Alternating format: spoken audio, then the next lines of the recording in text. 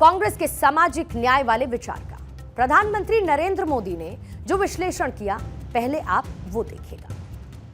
कांग्रेस हमेशा बाबा साहब के संविधान को मिटाने और एससी, एसटी, ओबीसी के आरक्षण को छीनने की कोशिश करती रही है। कांग्रेस एससी, एसटी, ओबीसी से आरक्षण छीनकर उसे अपने खासम खास प्रिय वोट बैंक को देना चाहती है। कल हमने आपको ये बताया था कि किस तरीके से 2004 से 2014 के बीच कांग्रेस सरकार ने कई दफा मुसलमानों को आरक्षण वाला लाभ देने की कोशिश की, जहां पर रोड़ा हमेशा हमारे देश की अदालतें ही बनी। हमारे देश की अदालतों ने ही आंध्र प्रदेश में मुसलमानों को पहले 5%, फिर 4.5% आरक्षण देने के कांग्रेस के फैसले को पलटा और इसीलिए यूपीए सरकार केंद्र में इन सिफारिशों को लागू नहीं करवा पाई। बाकायदा ये पायलट प्रोजेक्ट था जिसे देश की अदालतों ने रोक दिया था। अगर उस वक्त कांग्रेस सरकार आंध्र प्रदेश में मुसलमानों को रिजर्वेशन दिलवा पाती तो शायद ये पूरे राष्ट्र में भी लागू हो सकता था। और ये सब कुछ कोई 1 घंटे या 1 रात में नहीं हो रहा था। ये कोशिशें लगातार चल रही थी जो आज तक जारी है। 17 नवंबर 2006 को सच्चर कमेटी की रिपोर्ट आई थी और इस रिपोर्ट में मुसलमानों की स्थिति दलितों से भी ज्यादा खराब बताई गई थी। इसको आंकड़ों से डिफाइन करने के लिए यह भी कहा गया था कि देश में मुस्लिम आबादी 14%, लेकिन यूपीएससी पास करने वाले युवा महज 3% हैं। यह रिपोर्ट आई थी 17 नवंबर 2006 को और इस रिपोर्ट के आने के ठीक 22 दिन बाद तत्कालीन प्रधानमंत्री मनमोहन सिंह ने देश के संसाधनों पर मुसलमानों का पहला अधिकार वाला बयान दिया था। आप ध्यान से शब्दों को समझिएगा। उन्होंने कहा था, हमें यह सुनिश्चित करने के लिए नवीन योजनाएं बनानी होंगी कि अल्पसंख्यक, खासकर मुस्लिम अल्पसंख्यक विकास के लाभों में समान रूप से भागीदार बनने के लिए सशक्त हों।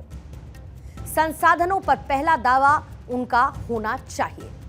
हालांकि इसके साथ साथ उन्होंने एससी, एसटी, आदिवासियों और महिलाओं का भी जिक्र किया था, लेकिन अंतिम में ये एक लाइन जोड़ दी गई।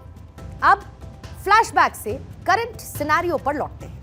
आज राष्ट्रीय पिछड़ा वर्ग आयोग का बयान आया जिसमें ये बताया गया कि कर्नाटक में शिक्षण संस्थानों और नौकरियों में मुसलमानों को आरक्षण मिल रहा है।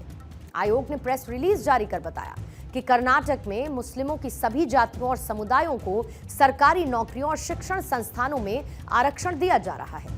आयोग के अध्यक्ष हंसराज अहीर ने कहा, हमने इसे लेकर कर्नाटक सरकार से पूछा था कि आखिर किस आधार पर यह कोटा दिया जा रहा है और इस पर हमें कोई सही स्पष्टीकरण नहीं मिला। 4% आरक्षण पूरे मुस्लिम भाइयों को दे दिया है। यानी कर्नाटक ऐसा स्टेट है कि वहाँ पे हर मुसलमान ओबीसी में है, इस तरीके से दिया हुआ है। अब ये हमने उनको बार बार पूछा कि आपने किस आधार पे उनको आरक्षण दिया हुआ है, तो रिप्लाई हमको बराबर नहीं आ रहा है।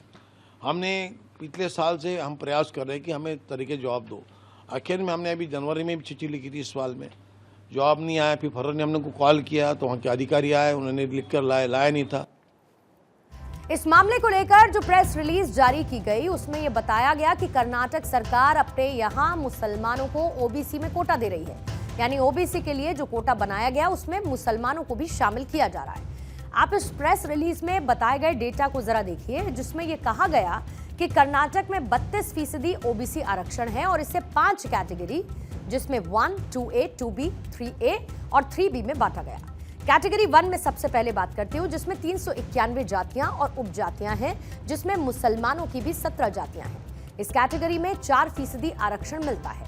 कैटेगरी 2A में 393 जातियां और उपजातियां हैं और इसमें मुसलमानों की 19 जातियां हैं। इस कैटेगरी में शामिल जातियों को 15% आरक्षण दिया जाता है। तीसरी कैटेगरी 2B बनाई गई और इसमें मुस्लिमों की सभी जातियों को शामिल किया गया। इस तरह से ये सभी मुस्लिमों को राज्य में 4% आरक्षण की व्यवस्था कर दी गई। बाकी बची 3A कैटेगरी में 4% और 3B में 5% आरक्षण मिलता है। इस हिसाब से कर्नाटक में कुल 883 जातियों और उपजातियों को ओबीसी आरक्षण मिलता है। ये आरक्षण इन्हें सरकारी नौकरियों और सरकारी शिक्षण संस्थानों में मिलता है। बाबा साहेब अंबेडकर ने आरक्षण पर जो व्यवस्था बनाई थी, अब उस व्यवस्था में अगर मुस्लिमों को भी जाति में बांटकर शामिल किया जाता है तो उससे क्या असर देखने को मिलेगा, उसे भी आप समझिएगा। राष्ट्रीय पिछड़ा वर्ग आयोग के मुताबिक कर्नाटक में मुस्लिमों की आबादी 12.92% है।